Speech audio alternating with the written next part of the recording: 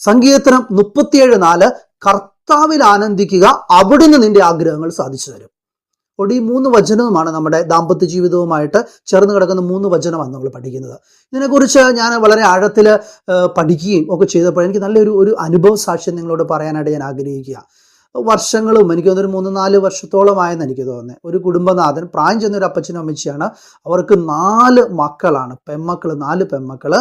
4 പേരുടെയും കല്യാണം നടന്നിട്ടില്ല. അപ്പോൾ അവരിങ്ങനെ പ്രാർത്ഥിക്കാനായിട്ട് വരികയാണ്. മൂത്ത പെൺകൊച്ചിന് എനിക്ക് തോന്നുന്നു 36-37 അങ്ങോട്ട് വയസ്സുണ്ട്. പഠിപ്പും കാര്യങ്ങളൊക്കെ ഉണ്ട്, പക്ഷേ കല്യാണം നടക്കുന്നില്ല. എന്തൊക്കെയോ തടസ്സങ്ങളാണ്.